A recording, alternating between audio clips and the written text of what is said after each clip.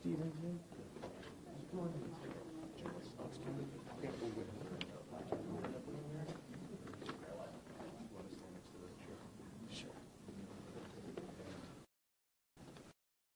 Welcome. Thank all of you for coming out. For those who don't know, I'm Sheriff Todd Delane. And I know for the camera, you want the spelling, so it's Delain. So on Saturday, May 1st, at approximately 7:28, the Brown County Public Safety Communications Center received calls reporting an active shooter incident at the Duck Creek Kitchen and Bar inside the Radisson Hotel at Airport Drive in the village of Ashwaubenon. For those who are not familiar with this area, this is an extremely large complex. The Radisson Hotel, which includes the Duck Creek Kitchen and Bar, is connected to a conference center that includes several large banquet halls, and on the far east of the complex is the casino and the parking ramp, meaning that a person can travel a significant distance and enter several different rooms within the complex with numerous entrance and exit points. On Saturday, during the time period of this incident, there were several hundred people within the complex area, including Oneida Nation employees, hotel guests, restaurant patrons, individuals using the banquet hall, including a wedding celebration, and then guests of the casino. Officers from the Brown County law enforcement agencies, including the Brown County Sheriff's Office, Oneida Police Department, Ashwaubenon Public Safety, Green Bay Police Department, Hobart Lawrence Police Department, De Pere Police Department, Wrightstown State Patrol immediately responded. From the Outagamie and Appleton Police Department, who were working with the Oneida Police Department in Seymour for the gas leak evacuation, also responded. A total of approximately 75 law enforcement agencies immediately arrived in the area. Area fire and EMS teams were dispatched to assist officers in the rescue and treatment of victims, which included County Rescue, Ashwaubenon Public Safety, Green Bay Metro Fire, Howard Fire, De Pere Fire, Gold Cross, Seymour Fire and Rescue, and Luxburg Rescue. And I'm sure that I'm still missing some other law enforcement agency or fire agencies that were en route. Responding officers formed contact teams to enter the complex and respond to the active threat. Additional teams entered with fire and EMS to render first aid to the victims. This is trained as part of our countywide tactical alert response to active shooter situations. And for those in the local media, many of you have covered the countywide tactical alert response training that we have done at the Rush Center and St. Norbert College. A contact team from the Green Bay Police Department was able to engage and neutralize the suspect outside of the complex on the north side of the building near the parking structure. The lone suspect was pronounced dead at the scene.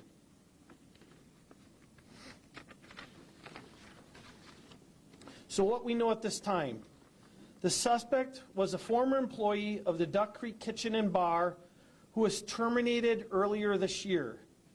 It is our understanding that the Oneida Nation also advised the suspect that he was forbidden from being on the property. On the night of the incident, the suspect entered the complex on the south side of the building between the casino and restaurant near the banquet halls.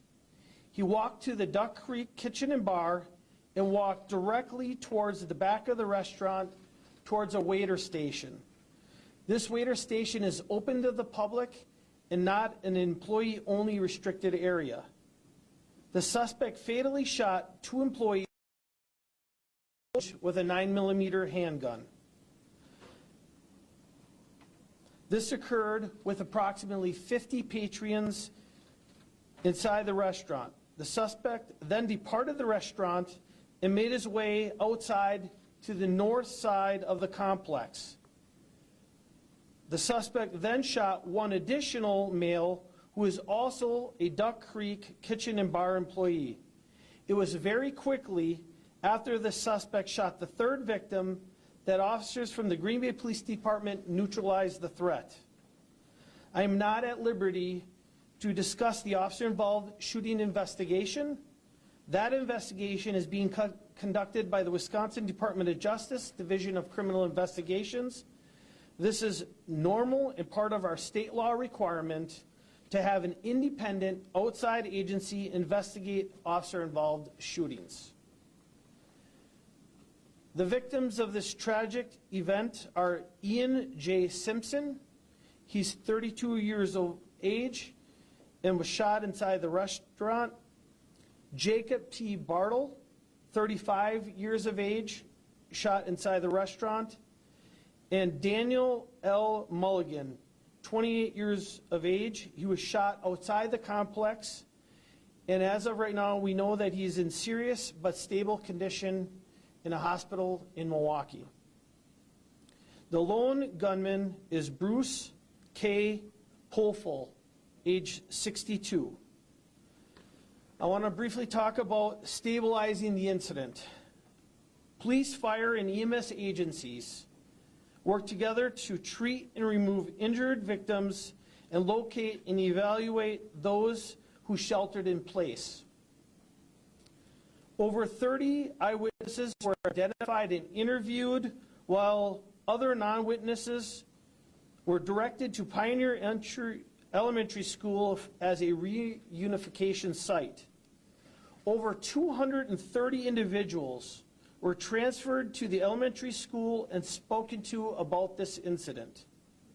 A special thank you to the Green Bay Area Transit Bus for assistance in moving those from the complex to elementary school.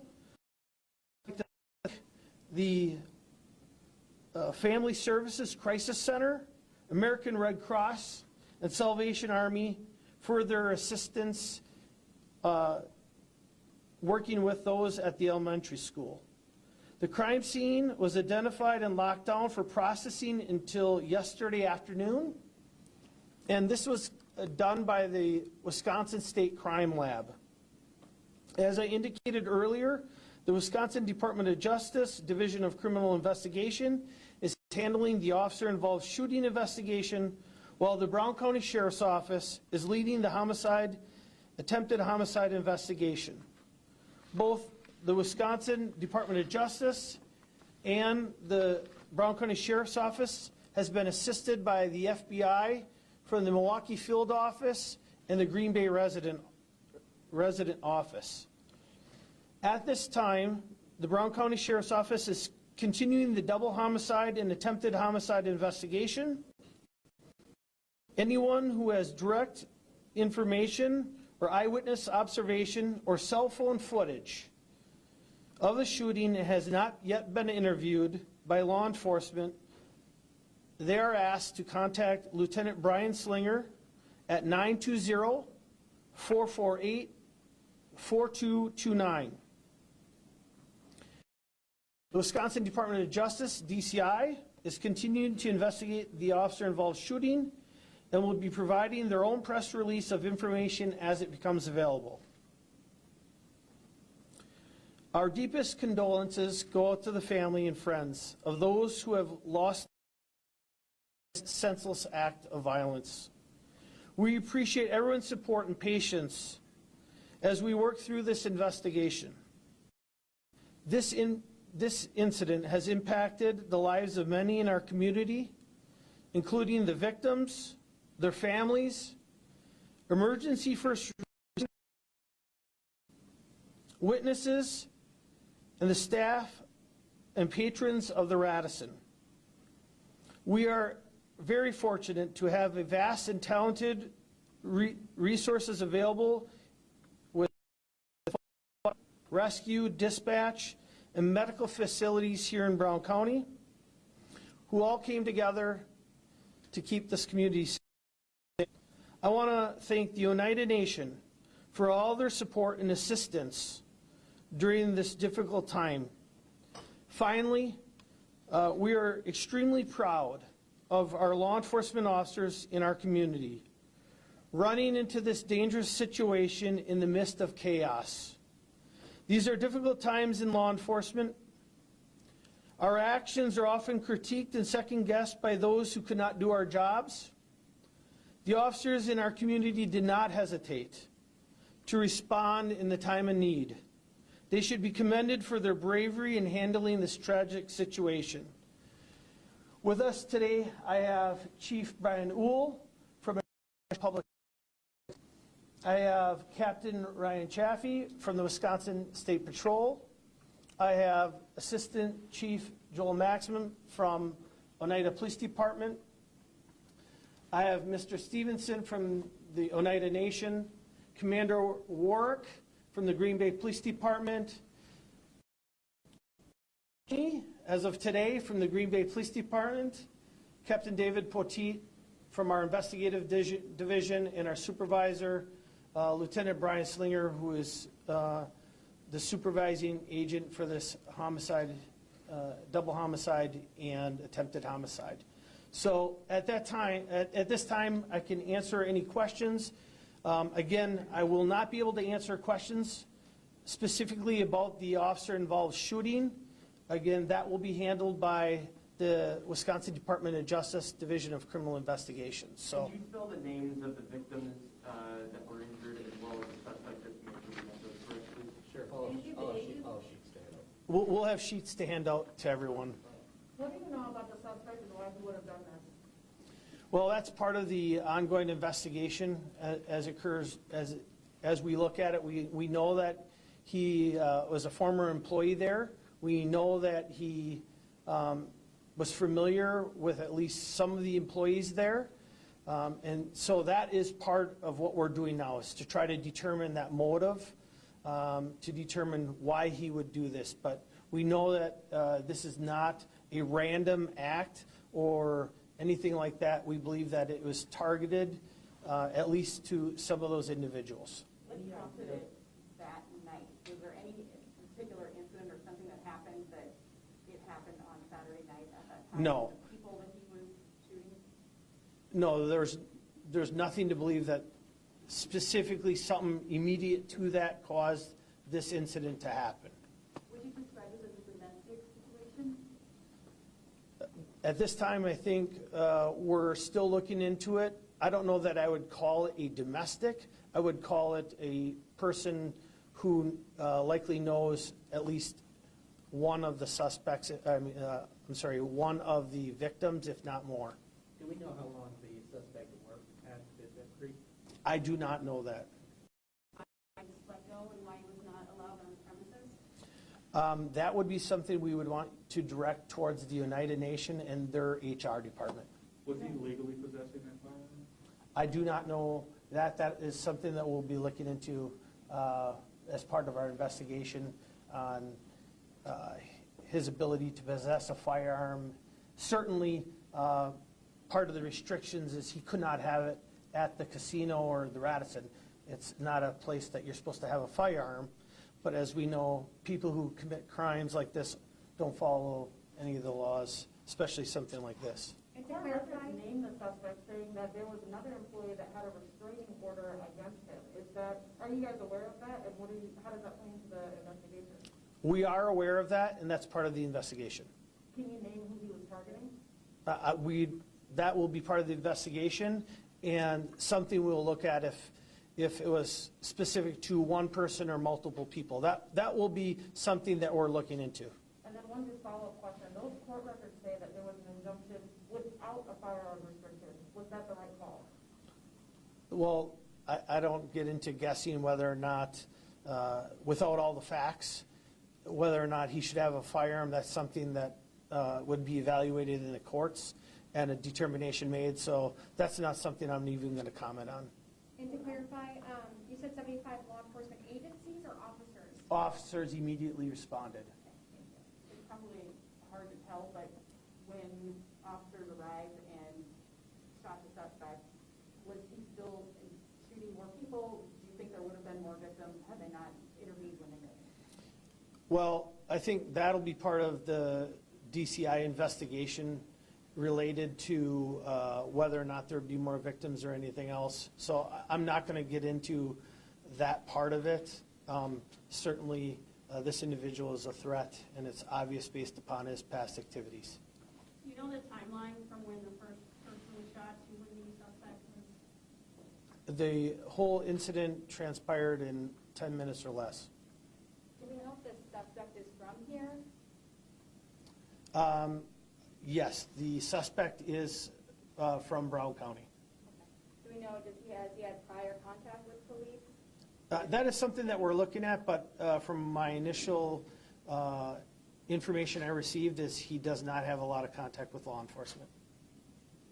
If you could just again describe your, comment on the law enforcement response with a lot of agencies represented here. Yeah, so active shooter training is something here in Brown County we've been working on for an extended period of time. We have what's called a tactical alert response, and for many of the media outlets that are here locally, they've come to watch us train. It is a county-wide training that involves all law enforcement agencies, but it also includes our fire and rescue personnel. So we train to get medical personnel into a dangerous situation potentially to get to victims quickly when we may not have identified exactly where the suspect is at this point. So this is something that we have done in the past for the past several years, and we will continue to do. In fact, at last month's Chiefs meeting, we approved for additional joint countywide training for spring of next year on this specific type of incident. So it's ongoing training we have done and will continue to do. Can we talk a little more about the exiting of civilians? Did a lot of people just run out right away, or were they escorted out, kind of like?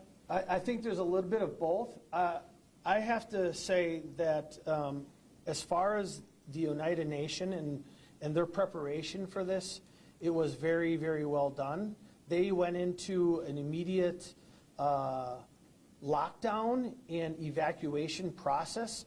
So for even if anyone has talked to anyone who was inside the casino, you've probably heard that activity stopped. And they immediately started the evacuation. So this is something not only on the law enforcement end, but the United Nations and their security staff is prepared for and taken appropriate action when these situations have come up. So some people, when that happens, are immediately trying to get out. Others are trying to find safe locations. But generally speaking, as far as business related, I saw the press conference with the United Nations yesterday. I know that they do ALICE training, which is similar to what you would see in schools when you have an active shooter situation, and people are moving to get to safety as quickly as you can to get out of danger and not just staying put where they could potentially be a victim. Sharon, was the third victim shot outside, was the shooter seeking out restaurant employees, or was it coincidence that he ran into that person outside? And was he trying to continue with the violence? Was he trying to flee at that time? Can you give us an understanding of that? Well, that is one of the things that we're really looking into as well. How that contact occurred, if it was a situation where he knew the person and it was an opportunity, or if he sought the person out. We don't know the answer to that question. That is something we're definitely looking at. And I can't at this point say for certain whether or not the suspect knew 100% that victim. So those are the things that we're looking into. What is the relationship between them? Did they know one another? And how did that occur? Was it because he was in close proximity? Did that person try to take certain type of action? All of those things are things that we're going to look into. Do we know anything No, it's, Sarah, that's something that occurs in many businesses. It's a person who's unwanted in a business or another location. That business tells them, you are no longer welcome here. You're banned or forbidden from being here. If you come back here and an employee or security, anyone sees you, they're going to contact law enforcement and have you removed and potentially cited for trespassing to the business. So from my understanding, that's what was occurring. They'd taken steps, told him he's not wanted, don't come back to this location, and that's where we're at. That seems pretty heavy-handed for someone that, if someone's just terminated because, for whatever reason, but if you're putting a caveat on you're terminated and also you're not allowed here, that rises to, I would think, a level that many of us led to that termination to where there was a prohibition of them returning to the property. Yeah, so I don't know that that's not uncommon to be. The procedures prohibited from tribal enterprises, and are they prohibited from being on property, or? Well, yeah, those are personnel issues that we can't, is like, you know, process and looking at, you know, what happened, what could be different, and what can be prevented. And so personnel, on the personnel side, you know, those are the things we can't really comment on right now because the information is still coming in and we're making sure we understand the entire situation as it is. Is it standard operating procedure, though, for that to be the case? No. Between the termination and the shooting, not back at the complex at all, that you're aware of? Not that I'm aware of. Did anybody try to intervene before the shooting? Did anybody notice that he was on the property before shots were fired? Yeah, that'd be a situation we can't comment on at this point. And that's something we'll look at, but I don't believe that's the case. I think the initial information we have is that he entered in and went directly to the restaurant. How quick did that happen? Minutes. It's minutes from the time that he enters in to the time he goes to the restaurant. In a crowd of, huge crowd of people? Yeah, it's a Saturday, and it's 7 o'clock in the afternoon, 7:30 in the evening. So there's people in the banquet halls, there's people at the casino, there's people staying in the hotel. That complex is busy on a regular basis, maybe a little less now because of COVID-19, but that's a busy area. And as I indicated earlier, there were several hundred people there. So in each part of that facility. You said he used 9mm. How easy is that to conceal and walk right through and nobody noticed that he's carrying a firearm? Any handgun can be easily concealed. Also with this third suspect, or this third person, victim, did he follow the suspect out? Do we know? We don't know that at this point. Do you know if he tried to blend in with the crowd as they were leaving? Is everybody running when they hear the shots being fired? The suspect, that is something we'll look at if he was trying to blend in or exactly what he was doing. It's too early in the investigation to try to pin down exactly what he was doing. But that's something we'll look at. Hopefully we can get a good idea of what he was doing at that point, or if he was looking for additional targets, or if he's trying to escape, or whatever the individual is trying to do. What do we know about the suspect's interaction with the officer before he was shot and killed? Was he trying to run? Was he trying to shoot back? Surrender? Anything like that? Again, that would be very specific to the officer involved shooting investigation, which is being conducted by the Wisconsin Department of Justice, Division of Criminal Investigation. Therefore, I can't even talk about that. I don't know all of those details. They're handling all of that, the interviews, and it wouldn't be appropriate for me to comment about that. Is this a question for Vice Chairman Stevens? A question for Vice Chairman Stevens. The fact that the suspect was able to come in with the weapon and suspectively terminate 2 people, 3 people, does that mean that there are gaps in you guys' security, and are you going to be re-looking at that? We'll definitely be relooking at the access to the facility, but like a mall. There's multiple entry points and exit points, and so those are going to be difficult to manage, but something we'll definitely look at. This is different than a casino where there's the security guards at every entrance. You know, they're carding individuals as they come in. Surveillance is all over the place in the casino. And in coordination with the Radisson, we'll be looking at that because there's basically one entry point into the casino from the Radisson. And so we'll be definitely analyzing how we can do this better and how we can keep our patrons safer. And then yesterday, you guys allowed people to get vehicles as long as they were on the second floor of the parking lot, I believe, but what about the first floor? Well, first floor was still managed by the State Crime Lab, and so second floor and up, we allowed anyone who had vehicles or any personal items above. What was his title or role at the restaurant? I believe he was the food and beverage manager. How were employees notified that he was not allowed back on the premises? Was there any information to the employees that if they did see him, to call the police? That is some of the part of the information that we're looking at as well to see, you know, if our employees knew. You know, we have a meeting actually in a little bit about to go over all of those internal communications and So there was some communication out there? to my knowledge, there was, but how not everyone who's through the pandemic, you know, we had some layoffs, we had a lot of different things, dynamics through the pandemic that we're going through right now. I think you said this already, but how long did he actually work there? That's one of the things we're looking at as well. Will there be any trauma support resources available for any witnesses who weren't employees? Yes, currently yesterday they had EAP services, employee assistance services, Brown County counselors. We had 2 counselors from another, and our internal counseling staff were on yesterday, and we have scheduled times today where the counselors at, and that's open to all community members, staff, and their families.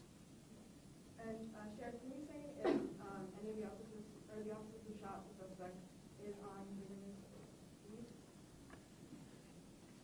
Yes, I spoke to Chief Runge, and he wanted me to pass along that as part of normal protocol, the officers that were involved in the shooting are on administrative leave, which would be standard procedure for any law enforcement agency in the state of Wisconsin where an officer is involved in this type of situation. You know, we've spoken about counseling services for the victims, employees, the witnesses. What about the officers who were shot? Yes, I know that in agencies like ours and others here, today we have a police officer support teams or peer officer support teams.